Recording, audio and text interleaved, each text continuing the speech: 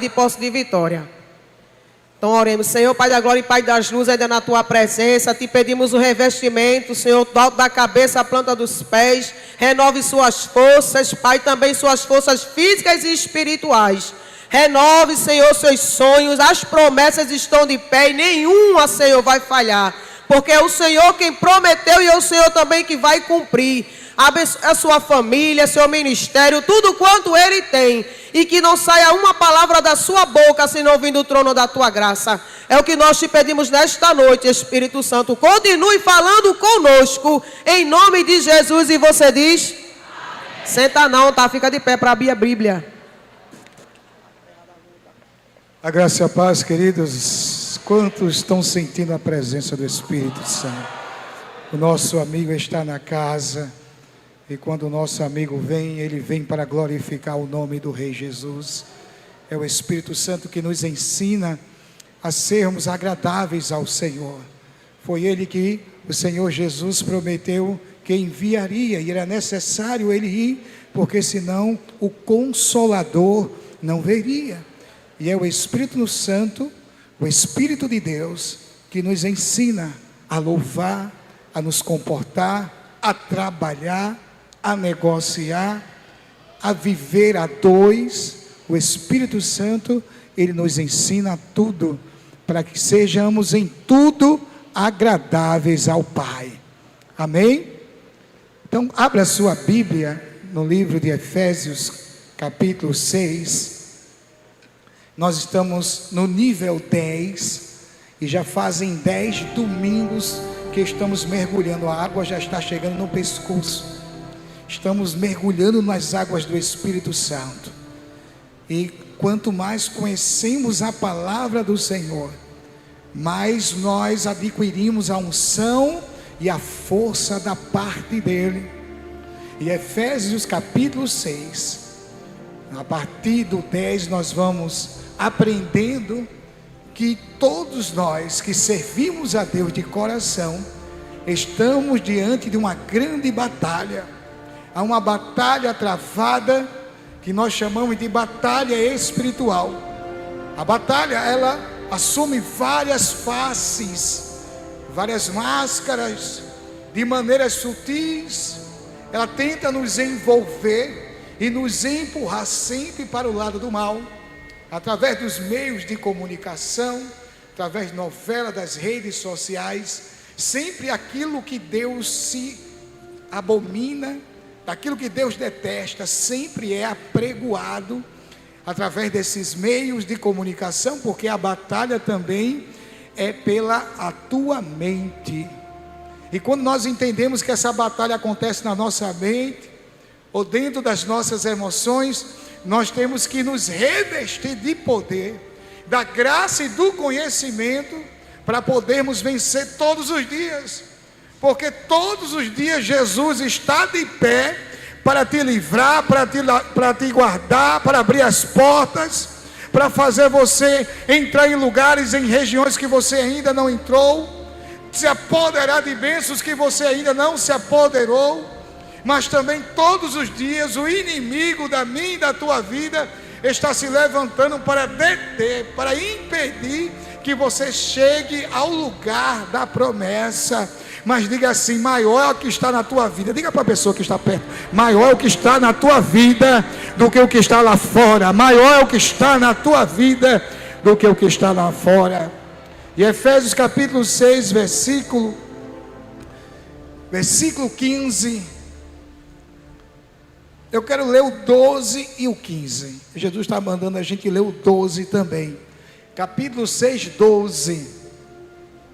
Ele diz assim: porque não temos que lutar contra carne nem sangue, mas sim contra os principados, contra as potestades, contra os príncipes das trevas deste século, contra as hostes espirituais da maldade, nos lugares celestiais. Versículo 13: portanto, tomai toda a armadura de Deus, para que possais resistir no dia mau, e havendo feito tudo, ficarmos firmes. Estais, pois, firmes, tendo cingido os vossos lombos com a verdade, e vestida a couraça da justiça, e calçados os pés na preparação do evangelho da paz. Diga amém. Bem, queridos, podeis sentar em nome de Jesus. Estamos no primeiro domingo do mês de junho, e nesse mês de junho nós temos uma atividade maligna muito mais pesada. O mês de junho, principalmente no Nordeste, é um mês que é feito oferendas à rainha do céu, é oferendas às entidades, fumaças, fogueiras são levantadas, e há um espírito e principados e potestades que estão mirando a minha e a tua fé para nos esfriar, para tentar nos abater e derrubar a nossa moral espiritual. Escute só, todo o mês de junho e o mês de fevereiro é o mês que há um sentimento de desgaste e esgotamento. Não sei se você já percebeu isso. Dentro do Nordeste, principalmente, o mês de junho é um mês de muita retaliação, dor de cabeça, enxaqueca, mal-estar, desânimo, falta de força para orar, falta de força para ler a Bíblia. Nós, como cristãos, temos que aprender que a vida espiritual, ela é real, e o mundo espiritual é muito mais real do que o mundo material.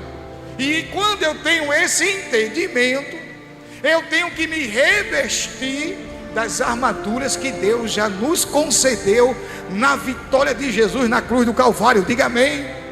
Então toda disposição de armamento, toda disposição de batalha, de guerra, para a gente enfrentar e vencer, já nos foi dada nas regiões espirituais. Talvez você esteja curioso, o que é que isso tem a ver, pastor, com o mês de junho? Abra a sua Bíblia, lá em Jeremias, se eu não me engano, capítulo 7, a Bíblia vai dizer, no versículo 18, descreve o que o povo hoje faz, já se fazia antigamente.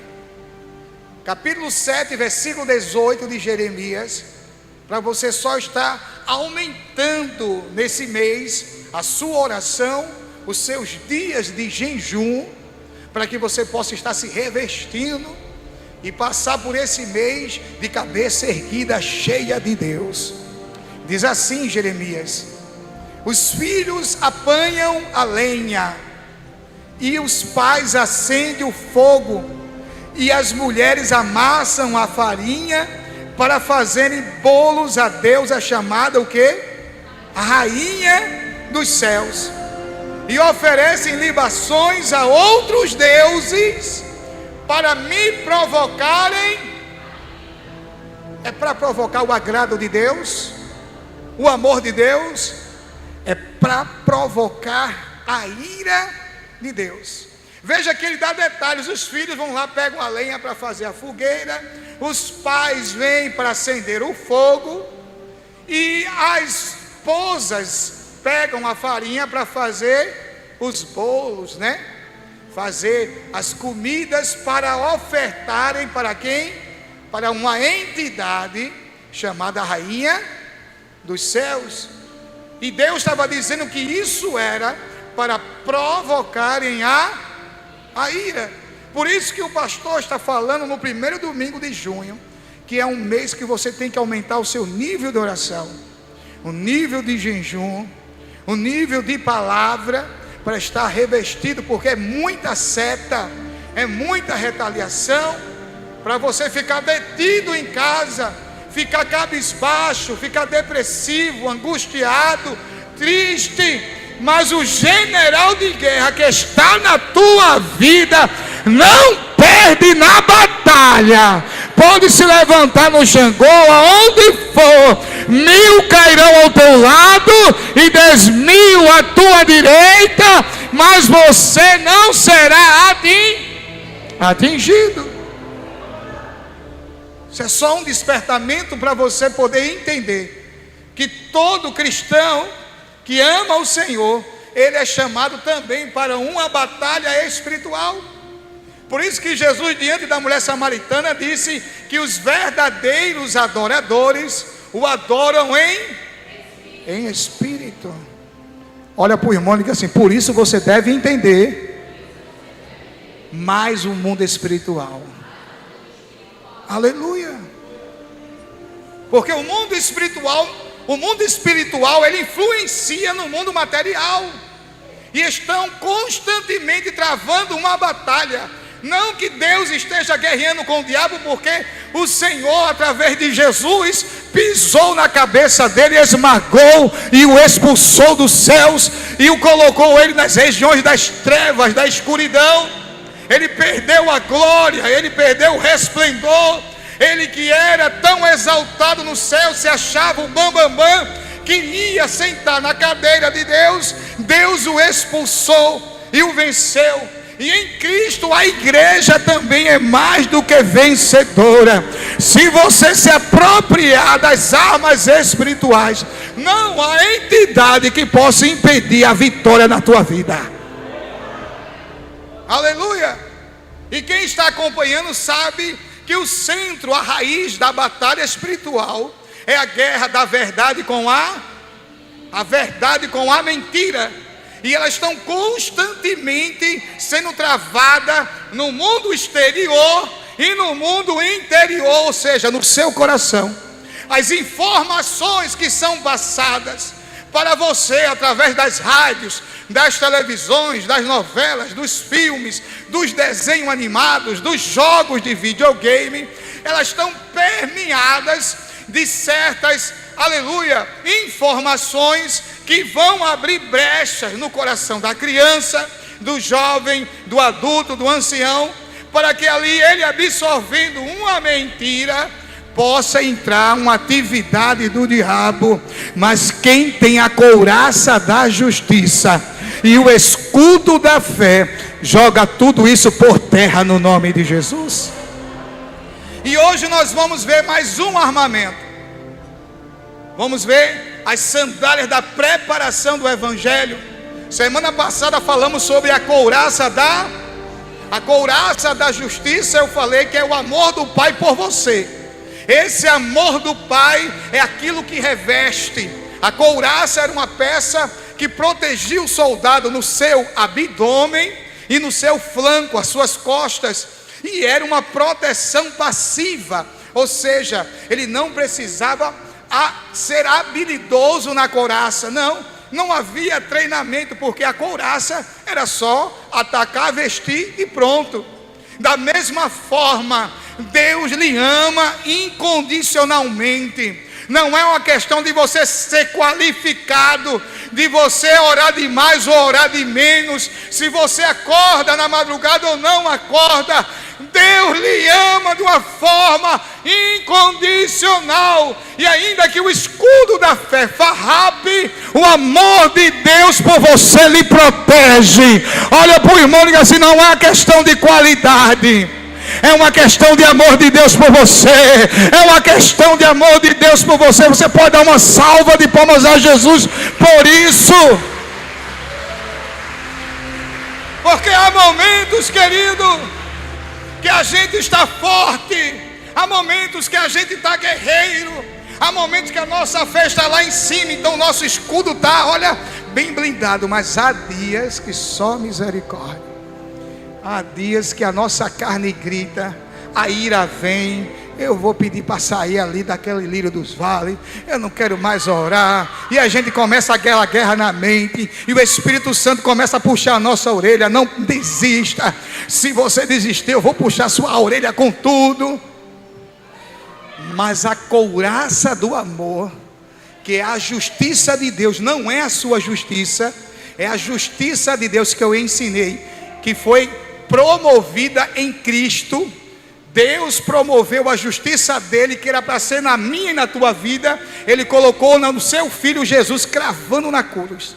Então toda a ira e raiva de Deus pelo mundo de pecado, ele foi satisfeito em quem? Em mim e você? Não, foi no seu filho amado.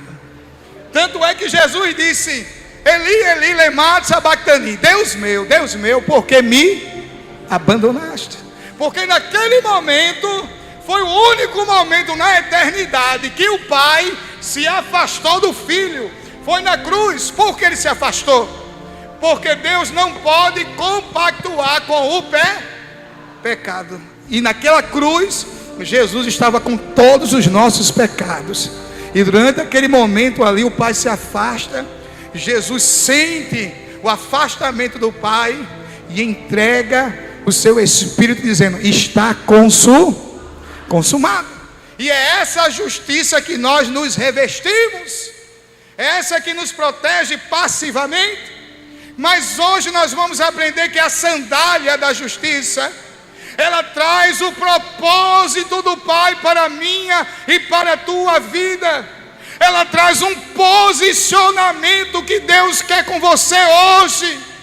Não é só o que você pode receber de Deus. Deus te trouxe aqui, é aquilo que você pode fazer por Ele e pelo seu reino.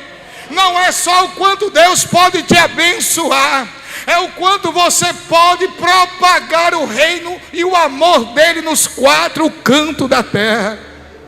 É sobre isso que, aleluia, o Evangelho, a sandália do Evangelho vai falar. E quando a gente vai ouvir sobre sandália, nós vamos entender que a sandália é de couro. Diga comigo, a sandália é de couro. E tudo que fala sobre couro, fala sobre graça.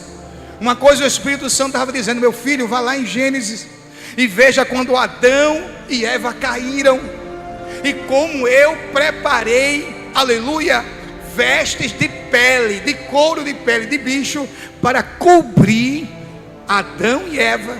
E isso significa graça. Diga comigo, graça. E graça, querido, é a capacitação em Cristo que eu e você recebe para fazer e cumprir a missão dele. Então nós vamos falar hoje, querido, sobre atitudes de quem quer agradar a Deus e calçar as sandálias do Evangelho.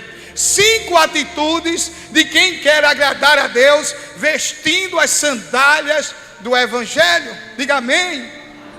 Porque para você estar aqui hoje, alguém calçou a sandália dos Evangelhos e chegou para você e disse: Jesus te ama, Jesus tem um negócio contigo, Jesus é a última resposta para a medicina, Ele está na tua vida, Ele quer mudar a tua vida. E para você chegar hoje aqui, alguém calçou a sandália do Evangelho e falou do amor do Pai para você.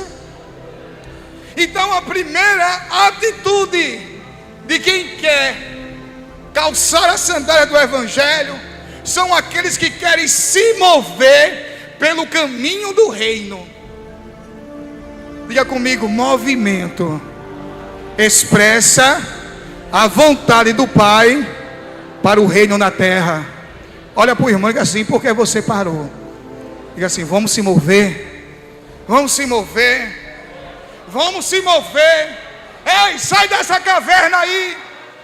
Ei, para de dizer que não tem condições, que não tem capacidade. Deus te capacita. Deus está procurando, não são os preciosos, os bonzões. Deus não está procurando pessoas com certificado. Deus não está procurando pessoas com diploma, ainda que Ele usa a pessoa com diploma também. Mas Ele está procurando hoje, nesta noite, os pequenininhos, aqueles que dizem que não pode, não são, não tem, não faz. Deus está procurando você para confundir os que se acham muita coisa. Nesta noite Jesus está dizendo: eu vou colocar a sandália no teu pé e tu vai me glorificar nessa terra.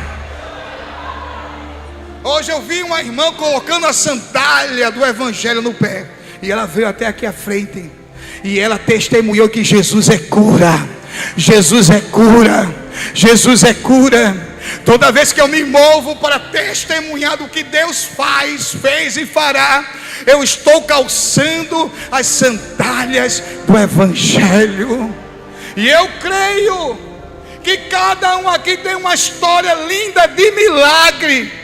Não pode ser talvez numa doença, mas pode ser na vida financeira, na vida matrimonial, pode ser em outras áreas, mas Deus já fez milagre na sua vida.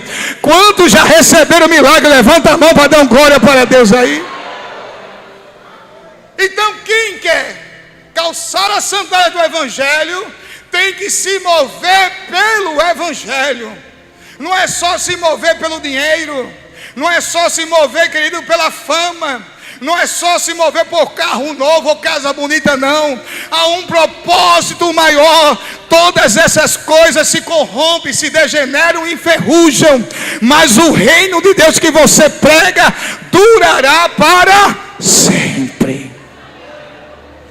Eu quero que você abra a sua Bíblia, porque aqui você tem que aprender. Abra em Lucas capítulo 9. Nós vamos aprender a nos mover, porque Jesus está convidando o crente aqui para serem missionários. É interessante que um dia eu fui pregar numa igreja, e era um culto de missões. Eu fui pregar nessa igreja e eu disse: Senhor, o que é que eu vou pregar? Eu estou vazio, eu não tenho nada. Hoje foi uma correria, meu Pai. Não tive tempo para parar e orar e me concentrar na Tua palavra. Aí o Senhor sussurrou no meu ouvido e disse: pregue que o meu alvo de missões nesse tempo são os cristãos perdidos dentro da igreja. Sabe o que é isso? Há muitas igrejas lotadas, muitas igrejas entupidas, mas poucos verdadeiramente convertidos, poucos o que verdadeiramente guarda a sã doutrina. Cada um quer seguir o que acha, cada um quer seguir aquilo que satisfaz. Quer um evangelho frouxo, folgado, que pode tudo. Tenha muito cuidado. Não é por frequentar uma igreja que diz que o seu nome está no livro da vida, mas sim é obedecer a esta palavra e adorar o nome do Todo-Poderoso. Não é o quanto você vai para a igreja, mas é o quanto você é a igreja. Diga comigo: eu sou a igreja do Deus vivo, porque em mim habita o Espírito Santo de Deus. Aleluia. Lucas capítulo 9, versículo do 1 ao 3. O Pai vai nos falar o seguinte. Ele diz assim, Lucas 9, do 1 ao 3: e convocando seus 12 discípulos, deu-lhes virtude e poder sobre todos os demônios, e para curar as enfermidades, e enviou-os a pregar o quê? Dinheiro, fama? Não, pregar o reino de Deus e a curarem os enfermos. Versículo 13 ele diz: e disse-lhes: nada leveis convosco para o caminho, nem bordões, nem alforje, nem pão, nem dinheiro, nem tenham 2 vestes. E em qualquer casa que entrardes, ficai ali, e de lá saireis. E se em qualquer cidade não vos receberem, saído vós dali, sacudi o pó de vossos pés em testemunho contra eles. E saindo eles, percorreram todas as aldeias, anunciando o evangelho e fazendo curas por toda a parte. Diga assim com o irmão: é forte, irmão. Deus tem coisa grande na tua vida. Não entule, não enterre os dons que Deus já lhe deu. Há pessoas que a gente acha os mais insignificantes.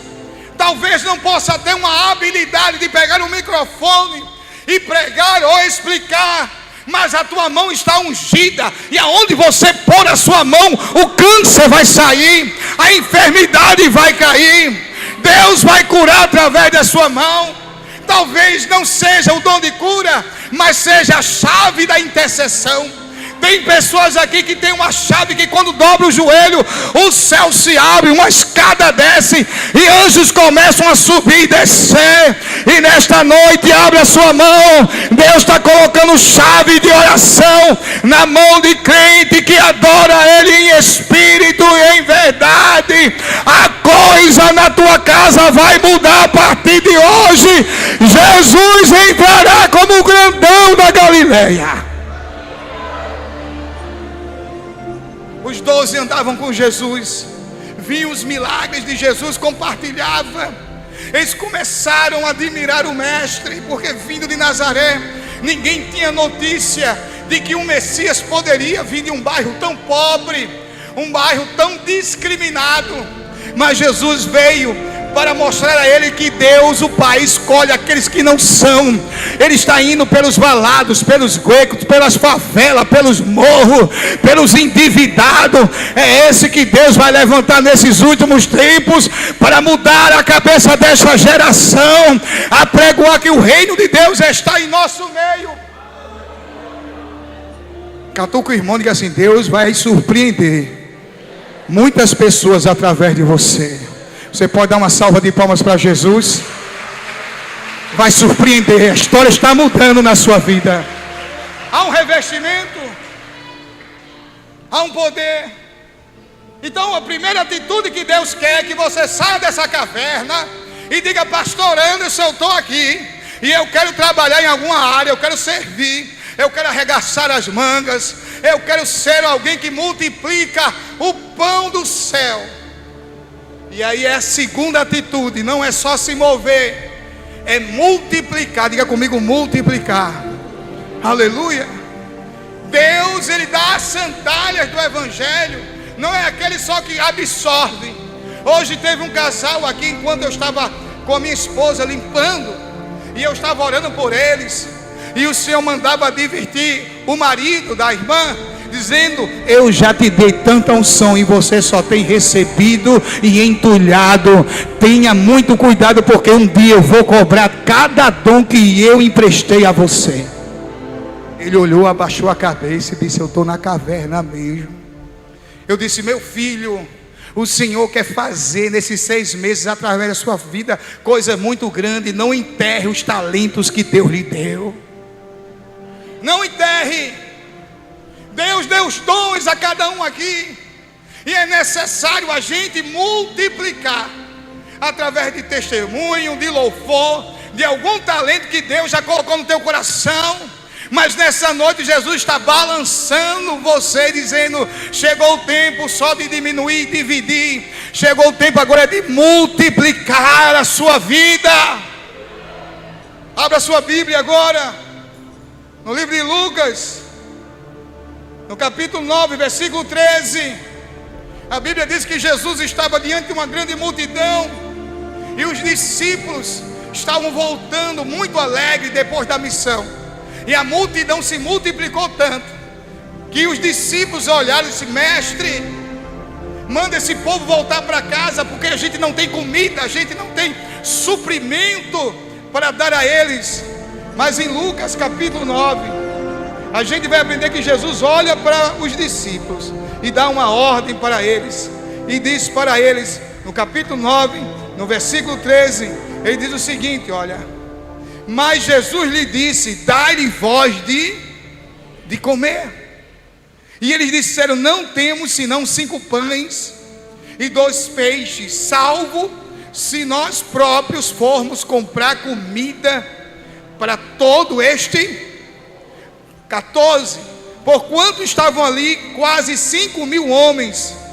Então disse aos seus discípulos: fazei-o assentar em grupos de 50 em 50. E assim o fizeram, fazendo-os assentar todos. E tomando os 5 pães e os 2 peixes, e olhando para o céu, abençoou-os e partiu, e deu-os aos seus discípulos para porem diante da multidão. E comeram todos e saciaram-se, e levantando do que lhes sobejou 12 cestos de pedaços. Diga: 12 cestos de pedaços. A sobra foi tão grande que sobrou 12 cestos cheios de pedaços, pastor Walter. Sabe o que é isso? Que quem serve também é servido em abundância pelo seu Senhor. Enquanto os discípulos estavam servindo, Jesus está dizendo: eu não vou deixar nenhum dos meus 12 de mãos vazias. Eu vou fazer com que eles tenham cestos cheios para levar para sua casa. Quem serve a Deus é servido pelo Pai. Quem serve a Deus tem abundância. Mateus 6,33 diz: buscai o reino de Deus e a sua justiça, e as demais coisas serão acrescentadas. Os discípulos ficaram aperreados, dizendo: como é que a gente vai dar? Como é que isso vai acontecer? Jesus disse: a bomba é de vocês agora. O que eu já dei a vocês, vocês têm capacidade de multiplicar. E eu estou desafiando a igreja. Depois do encontro, nós vamos voltar com o nosso projeto das rochas. Nós vamos voltar a levantar as rochas. Eu vou escolher aqui casa de pessoas aqui, e nós vamos enviar pessoas aqui para pregar dentro da sua casa uma vez por semana. E eu vou estar visitando, orando pelo seu lar. E você vai ter o compromisso de pelo menos convidar os vizinhos, amigos e parentes que estão perdidos, enfermos, deprimidos, depressivos. E pessoas daqui vão ser preparadas para pregar, levar a unção, levar a cura, levar o poder do reino de Deus. Não é apenas o pastor, não. A missão é sua também. A missão é sua também. A missão é sua também. Olha para o irmão e diga assim: ei, missionário, está chegando a tua hora. O campo já está branco. Chegou a hora da colheita. Chegou a hora da colheita. Acabou a caverna, acabou o recreio, o intervalo, acabou. Esse tempo de você querer se esconder aqui acabou. Deus sabe o teu nome, teu CPF, a tua capacidade. Deus sabe os teus sonhos, os teus projetos. Mas para você chegar em aleluia, em áreas, em estações de prosperidade, Jesus está dizendo: multiplica primeiro o que eu já te dei. Olha para o irmão e diga assim: tem portas na tua vida que só serão abertas depois que você multiplicar. Depois que você multiplicar. Depois que você multiplicar. Multiplique. Deus abençoou. Pega o pão, pega o cesto, coloca aí. E ele disse: eu não quero nem olhar. E esse, quanto mais ele serviu com o cesto, mais o pão aparecia, mais o pão parecia. Eu acho que eles ficavam perplexos. 5.000 pessoas com 5 pães e 2 peixes. Como? Não interessa o que você tem. Não é a tua condição financeira, não é a tua capacitação bíblica. É a presença do Espírito Santo na tua vida. É Ele que faz a diferença. É Ele que faz a diferença. Terceiro, não só se mover, não só entregar o pão, mas também quem quer calçar a sandália do Evangelho devem negar a si mesmo. Olha para o irmão e diga assim: é estreito, irmão. Abra a sua Bíblia agora em Lucas capítulo 9, versículo 23. Jesus está dizendo: olha, quem quiser. 9:23 ele dizia a todos: se alguém quiser vir após mim, negue-se a si mesmo, tome a cada dia a sua cruz e siga-me. A sandália do Evangelho, ela não é colocada nos pés de quem quer viver segundo a sua vontade, segundo os seus desejos maliciosos ou pecaminosos, não. A sandália da unção do Evangelho só é colocada nos pés de quem se submete, de quem quer obedecer a palavra, de quem aprende a fechar a boca e parar de falar mal do irmão, de quem para de fazer cambalacho, de estar fazendo por aí falcatrua, de quem, aleluia, respeita pai e mãe, de quem honra os mais velhos, de quem sabe dar testemunho dentro do emprego onde você trabalha. Olha para o irmão e diga assim: está estreito, irmão, mas só presta assim. Jesus disse que há 2 caminhos. Um caminho estreito com a porta apertada, e esse caminho não tem muita beleza. Escute, esse caminho não tem jogo de luz. Esse caminho tem areia, tem pedra. Esse caminho às vezes tem espinho, tem pedrada, mas é o caminho que te leva para a glória. Mas há um caminho de ouro, um caminho de luz, de discoteca, um caminho que aparentemente parece ser de Deus, mas Jesus está dizendo: não vá por ele. Ele pode ser largo, mas eu não estou. Pode ser bonito, mas não vem de mim. Bata no peito e diga assim: eu prefiro o caminho estreito, porque eu sei para onde eu vou chegar. Dê uma salva de palmas para Jesus. Negue-se. Mas é só uma foto, é só uma espiadinha, é um corpo tão bonito. Eu quero ver, está todo mundo dormindo aqui, só está eu, meu notebook, e Jesus está do seu lado olhando, dizendo: filha, desliga esse computador. Filho, não entrega nenhuma foto sua. Eu sou o Deus da tua aliança, eu sou o Senhor dos casamentos. Seja fiel à sua esposa e o esposo. Ficou difícil dar glória, né?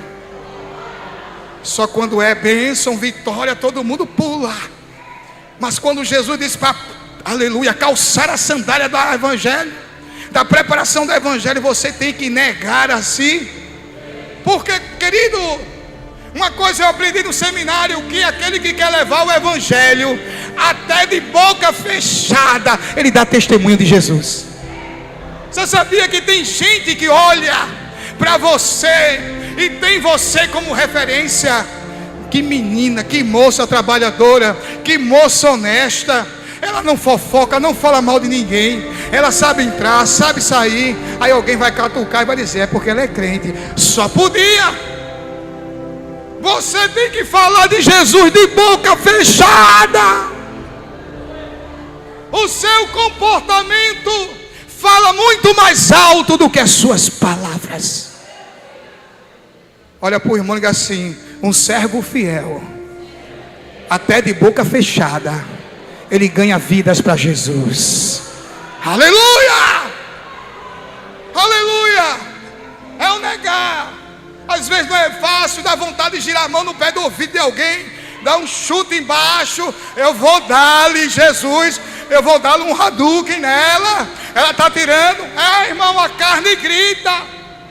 Ninguém diga que é fácil, não é fácil não. Às vezes dá vontade de tomar uma. Eu vou parar no primeiro banho, vou encher, olha o caniço aqui, quero nem saber. Aí o anjo do Senhor bota a espada assim nas tuas costas e diz: eu estou aqui do teu lado e o teu rei está te observando. Eita, Jesus, já não está aqui mais quem mais falou, viu? Esquece, esquece, esquece, esquece. É uma luta constante, mas a cada dia eu tenho que negar. Refute, coloque de lado um evangelho largo demais, que pode tudo, pode se prostituir, pode mentir, pode, aleluia, estar dando pepino por aí. Não é o evangelho de Jesus. Quarta atitude, estamos finalizando. Quem quer calçar o verdadeiro ou a verdadeira sandália do evangelho, ele tem que aprender a orar pela seara. Pergunta, irmão, você já orou hoje? Você já orou hoje? Não é só orar por você não. Abra sua Bíblia aí em Lucas de novo, estamos finalizando. Capítulo 10, versículo 1. A gente muitas vezes aprende a só orar pelas nossas necessidades, e muitas vezes esquecemos que há cristãos que estão em lugares que são perseguidos. Irmãos, eu fiquei sabendo essa semana que uma família, até onde tinha um bebezinho de 2 anos de idade, foi condenado na Coreia do Norte à prisão perpétua por amar a Jesus, por crer no evangelho. Até o bebê foi condenado a uma prisão perpétua. Irmão, tem irmãos nossos que estão sofrendo, e você diz: Deus, a minha vida é terrível, o meu filho, o meu casamento, o meu emprego, a minha empresa é só meu. E Jesus está dizendo: ore pela minha seara, ore pelos meus missionários, ore pelos meus pastores. Enquanto você ora pelos meus, eu cuido de você nos mínimos detalhes. capítulo 10, e diz assim, Lucas capítulo 10, versículo do 1 ao 3, estamos encerrando, mas você tem que aprender a palavra, e Jesus disse, hoje ensine a palavra ao meu povo, e diz assim, depois disso, designou o Senhor ainda outros 70 e mandou-os adiante da sua face, de 2 em 2, a todas as cidades e lugares aonde ele havia de vir. Versículo 2, por favor. E dizia-lhes, grande é, em verdade, a colheita, a ceifa, mas os obreiros são poucos. Rogai, pois, ao Senhor da colheita, que envie obreiros para a sua colheita, ou para a sua seara. Rogai, orai.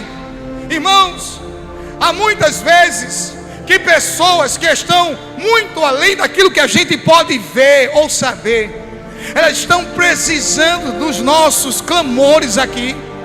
Eu escutei uma história quando estava no seminário, que um certo missionário estava levando uma provisão para uma aldeia na África, e lá ia a Bíblia, e ia também levando alimento, e quando ele ia, havia no meio do caminho uma tropa de bandidos para saquear e até matar aquele missionário.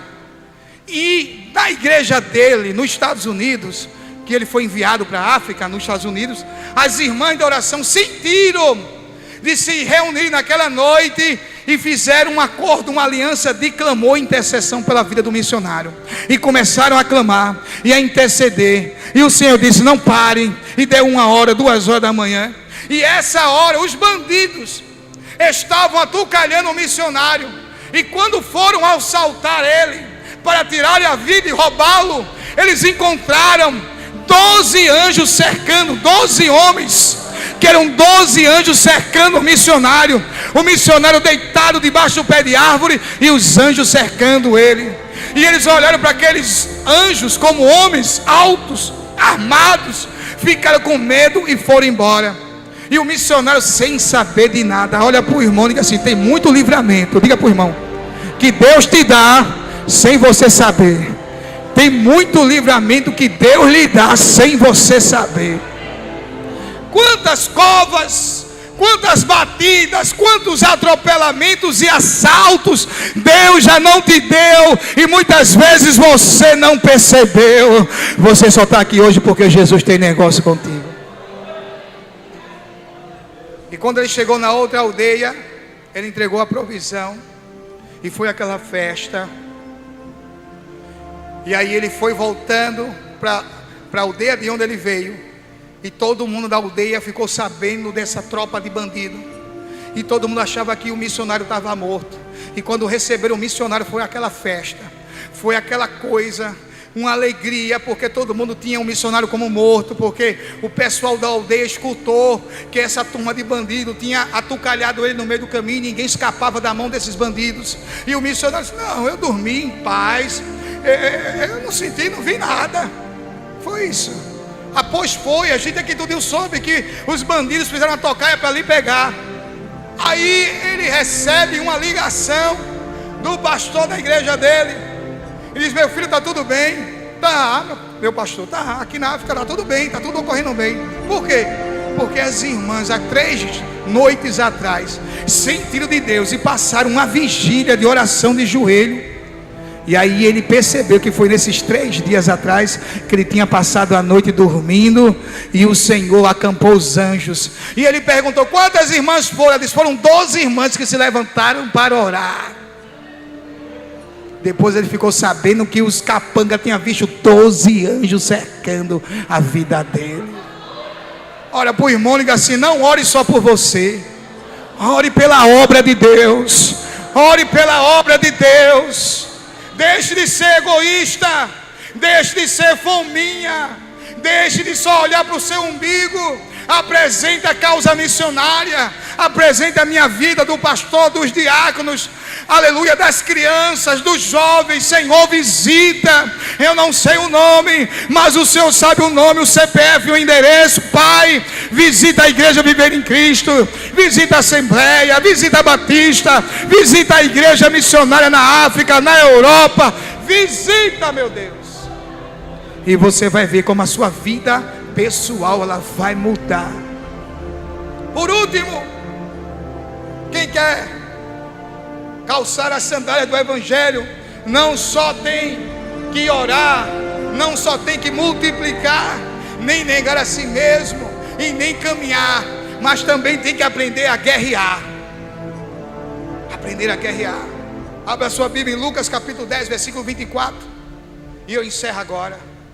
Você tem que aprender a guerrear. Deus te colocou nessa cadeira para lhe explicar e ensinar que chegou o tempo de você sair desse banco e ser uma serva missionária do Senhor. Lucas capítulo 10, versículo 24. Eu encerro agora. Diz assim a palavra do Senhor: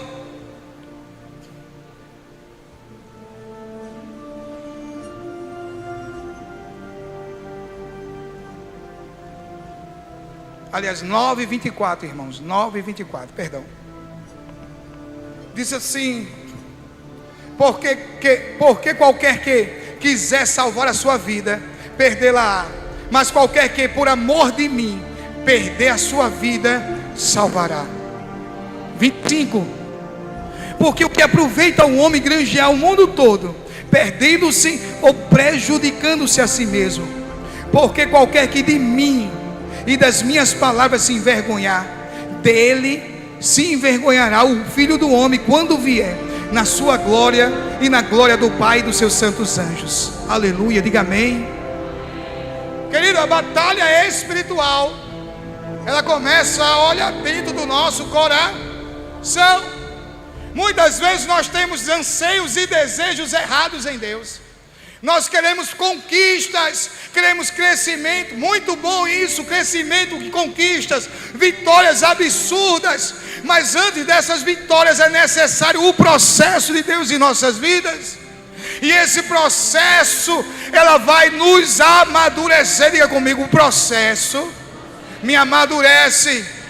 Porque não adianta Deus te dar o que você quer agora, porque muita gente não tem capacidade de sustentar uma bênção que Deus tem preparado hoje.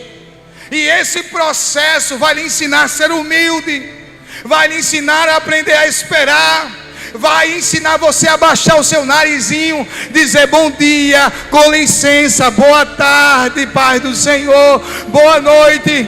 Porque tem muita gente que, se Deus der agora, irmão, cria asa e voa, e não está mais nem aí para Deus. E esse processo lhe ensina o lugar de servo e coloca Deus no lugar dentro do teu coração.